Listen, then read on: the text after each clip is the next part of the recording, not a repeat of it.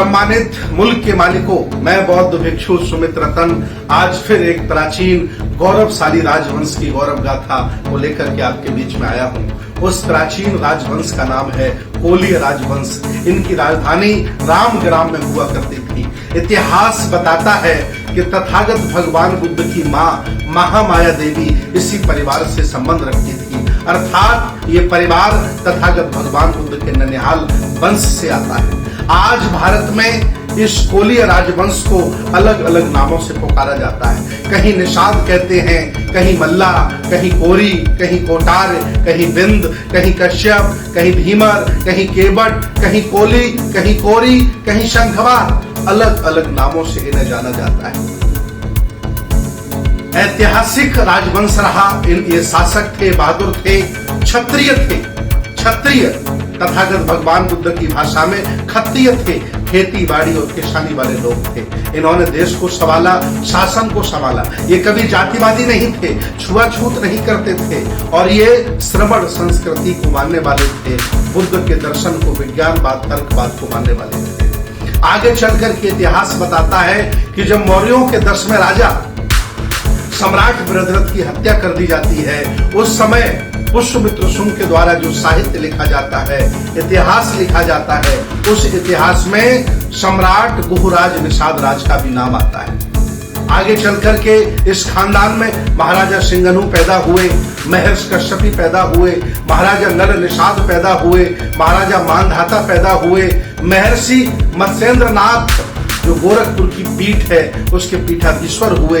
ये पीठ पहले कोलीय लोगों की थी, लेकिन बाद में हत्या ली गई। आज ये दूसरे लोग कब्जा करके वहां बैठे हैं। आगे चलकर इस खानदान में संत भीमा भोई पैदा हुई। इतना ही नहीं, इस ऐतिहासिक राजवंश में आगे चलकर झलकारी बाई पैदा हुई। कहा जाता है कि महारानी लक्ष्मीबाई ने युद्ध लड़ा, झूठ है।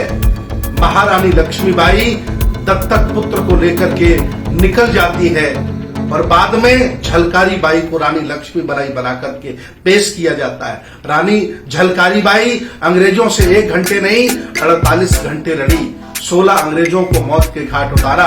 इसके बाद वो वीर गति को प्राप्त हुई। अर्थात जो झांसी में युद्ध हुआ अंग्रेजों के साथ, वो रानी लक्ष्मीबाई ने नहीं, वो इसी खानदान की कोलीय कोरी परिवार की बेटी महारानी वीरांगना झलकारी बाई ने युद्ध लड़ा था। जैसा कि इतिहास में छुपाया गया, इतिहास में दबाया गया, धोखे से इस ऐतिहासिक कहानी को छुपाया गया है। आगे चलकर इस परिवार में और बहुत सारे लोग पैदा होते हैं। दूसरी तरफ से कहा जाए कि तथागत भगवान बुद्ध के ननिहाल पक्ष के लोग हैं। कहीं इन्हें एससी कहा जाता है, कहीं ओबीसी कहा जाता है। पूरे भारत में आप गुजरात चले जाइए, कम से कम 3 करोड़ कोली परिवार के लोग रहते हैं और वो सारे के सारे लोग भगवान बुद्ध की तरफ चलने लगे हैं। उत्तर प्रदेश में भी शंखवार आजकल शाक्यवार और शाक्य लिखने लगे हैं। ये भी भगवान बुद्ध की तरफ चलने लगे हैं। धीरे धीरे केवट, मल्ला, निषाद ये भी समझ गए हैं कि मैं कोलीय परिवार का हूँ, मेरा वंश था और मैं बुद्ध के खानदान से हूँ, उनके ननिहाल पक्ष से हूँ। ये भी लोग बुद्ध की तरफ चलने लगे हैं। धीरे धीरे पूरा भारत चलने लगा है।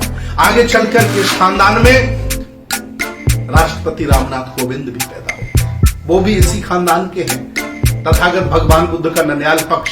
यही कारण है कि रामनाथ कोविंद का पूरा परिवार विपश्यना से जुड़ा हुआ है। वो समझ चुके हैं कि मेरी ओरिजिनल कहां से है और मैं आह्वान करता हूं इस देश में, भारत में रह रहे पुराने कोली वंश के लोगों, चाहे वो मल्ला हो, निषाद हो, गोरी हो, बिंद हो, कोटारे हो, धीवर हो, आप कोई छोटे लोग, असहाय लोग, कमजोर लोग नहीं हो। आप इस देश भारत के पुराने राजा महाराजा हो। ये देश बनाया है आपने, ये देश चलाया है आपने। आज मैं फिर आह्वान कर रहा हूं, आंखों में आंखें डालकर आओ, एक बार फिर हम श्रमण परंपरा को अपनाते हैं, बुद्ध की संस्कृति को धारण करते हैं और मैं स्वयं आपको अपनी आंखों से देश का शासक के रूप में देखना चाहता हूं। मैं पूछना चाहता हूं, जब से आप अपनी संस्कृति, सभ्यता, दर्शन से भटक गए हो, सुप्रीम कोर्ट में आप कहां हो? एमपी, एमएलए आप कितनी बार होते हैं? मुख्यमंत्री बनने का कम मौका मिला? कितने आपके खानदान में अडानी अंबानी पैदा हो गए? ये इसलिए क्योंकि आप पुरखों की विरासत को भूल गए थे। खानदान का जो पुराना वैभव था उसे भूल गए थे, इसलिए आज ये दशा आपकी बनी है। मैं आह्वान करता हूं, सामाजिक, राजनीतिक, धार्मिक, आर्थिक एक हो जाओ, विचारधारा को अपनाओ, जागरूक हो जाओ और दोस्त दुश्मन की पहचान करो कि सही मायने में आपका हितकर कौन है और आपका नुकसान करने वाला कौन है। जागरूक हो जाओ और जागरूक होकर के पूरे देश के पुराने कोली वंश को जगाओ और जगा करके देश का शासन करो। ये भारत की धरती, ये श्रवण परंपरा, मैं बौद्ध भिक्षु आपको आह्वान कर रहा हूं, आपसे अपील कर रहा हूं, आपको बुला रहा हूं, आइए। ये बहुत बड़ी संस्कृति है, इस संस्कृति को समझिए, इसको धारण करिए। आगे चल करके इस खानदान में बहुत सारे लोग पैदा होंगे। उन्होंने भी कैडर लगा करके इस पूरे खानदान को जागरूक करने का काम किया। इतना ही नहीं, बहुत सारे संगठन हैं जो मेरे साथ जुड़े हैं, बहुत सारे लोग हैं जो मेरे साथ काम कर रहे हैं और वह अपने पुराने कोली वंश को, राम ग्राम की उस राजधानी को जगाने का काम कर रहे हैं। मैं आह्वान करता हूं, आप लोग कोई छोटे असहाय लोग नहीं हो, इस देश भारत के राजा महाराजा हो। आओ हम सब लोग मिलकर के इस ऐतिहासिक विरासत को आगे बढ़ाते हैं। आप भूल मत जाइएगा, इसी खानदान में सदगुरु कबीर पैदा होते हैं, ऐसे संत जिन्होंने मानवता के लिए, हक वंचित असहाय कमजोर के लिए बहुत काम किया है। अंधविश्वास, पाखंड, रूढ़िवाद पर बहुत बड़ा कुठाराघात किया है। इसलिए आप गौरवशाली हो, वैभवशाली हो, पुराने राजा महाराजा हो। आपकी खुद की राजधानी थी, खुद का राजवंश है। इतिहास में 10 गणराज्य, 16 महाजनपदों में आपका खानदान दर्ज है। आप बुद्ध के ननिहाल के पक्ष के हो। आओ और इस विरासत को संभालो। मैं आप शासक के तौर पर देखना चाहता हूं। आओ, बहुत बहुत धन्यवाद, बहुत बहुत साधुवाद।